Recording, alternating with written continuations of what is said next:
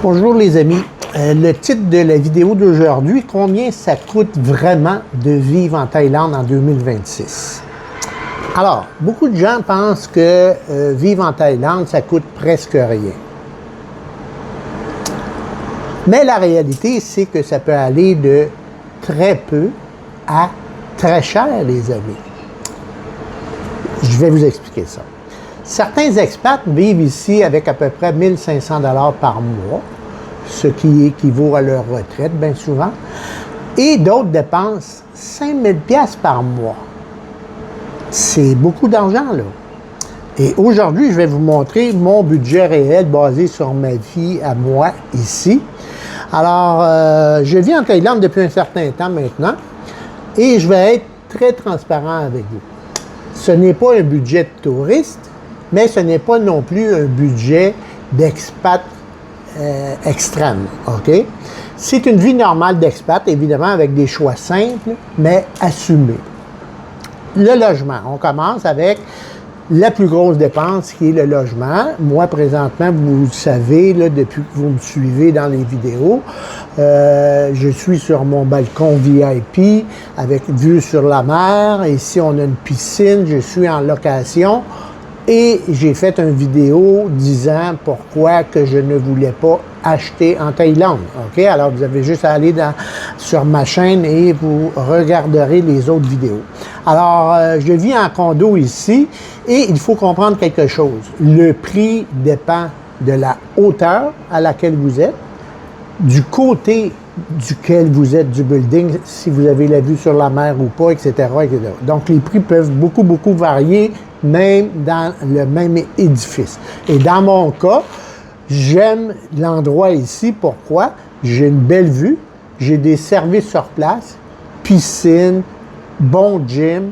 Je descends en bas, à peine 50 mètres à marcher, il y a un dépanneur 7-Eleven, pas de stress.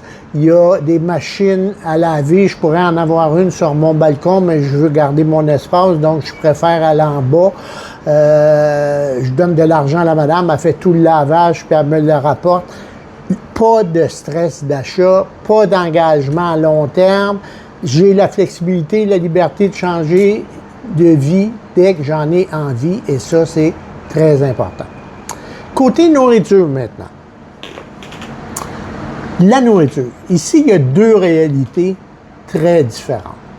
Si tu manges local, c'est vraiment abordable. On parle de 2 à 3 $ par repas seulement. Mais si tu commences à manger souvent dans des restaurants de façon occidentale et des restos où les touristes vont, alors la facture monte très vite. Et dans mon cas, c'est un mélange des deux. Alors donc, si j'ai le goût de manger local, je mange local. Et si j'ai le goût de me payer un bon petit resto avec vue sur la mer, etc., parce qu'il y a des restos ici qui sont très bien situés. Juste d'aller dans l'endroit, en soi, c'est spécial. Donc, tu peux te payer des petits plaisirs une fois de temps en temps. Et honnêtement, c'est un poste de dépense qu'on sous-estime facilement. Maintenant, le transport. J'ai déjà fait une vidéo expliquant que je ne voulais pas d'auto et je ne voulais pas de moto.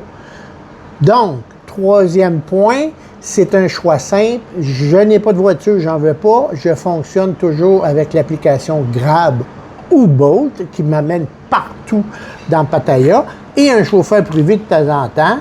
Ça couvre 100% de mes besoins et quand j'ai besoin de faire des longs trajets, j'utilise un chauffeur privé avec sa voiture et il me fait un prix pour la journée et le nombre de kilométrages, etc. Et ça me revient encore meilleur marché que si j'avais un auto et que je paie tout l'entretien et tout. J'ai fait une vidéo là-dessus déjà. Bon, l'assurance santé. Là, les gens qui viennent ici, ils pensent...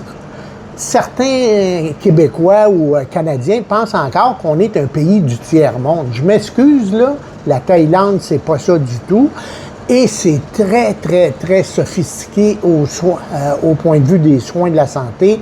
Il y a d'excellents spécialistes ici qui ont été formés soit aux États-Unis ou en Europe. Donc, il n'y a pas de problème au niveau de soins de santé ici. Bon, il y en a qui disent, ah, ça te prend une grosse assurance. Ça, c'est un choix, là. Puis c'est sûr qu'en vieillissant, la facture augmente. Mais ici, si vous tombez malade, soyez pas en état de panique, là. On va vous soigner et si vous n'avez pas d'assurance, on va prendre un arrangement avec vous. Ils acceptent les cartes de crédit, etc. Donc, pas de panique avec ça. Mais ça fait partie de votre budget. Après ça, voyage famille.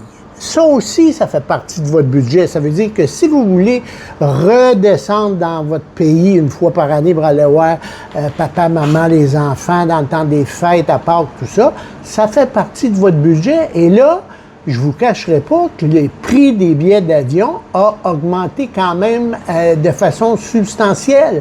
Donc, ça aussi, il faut le figurer dans votre budget. C'est beau de s'en venir, s'expatrier dans un pays, là, mais si vous n'avez pas d'argent parce que les billets d'avion sont trop chers pour retourner, là, c'est un problème. Par contre, il y a toujours des vidéocalls, Messenger que vous pouvez utiliser, mais libre à vous, là, OK? Donc, en résumé, au final, combien ça coûte vraiment? Je ne peux pas vous donner un chiffre exact parce que chaque individu gère de façon différente sa vie. Mais ça peut aller d'un budget de 1 500 $ par mois jusqu'à 5 000 et plus. OK? Parce qu'il y a des gens qui aiment ça, vivre dans un condo ou dans le hall d'entrée, il y a plein de choses, etc. Ils aiment payer pour ça. C'est leur problème, c'est pas le mien. Mais si vous voulez vivre intelligemment et simplement, c'est possible. Et au fond, la vraie différence ici, c'est pas le pays, c'est la façon dont vous allez choisir de vivre, les amis. On peut dépenser beaucoup plus que dans son propre pays. On se laisse aller dans des activités qu'on ne ferait pas. Et les deux sont possibles. Alors donc, petite question en quittant. Et toi, personnellement, tu penses qu'un budget mensuel réaliste serait de combien par mois, selon ce que tu penses? Et n'oubliez pas de vous abonner, les amis.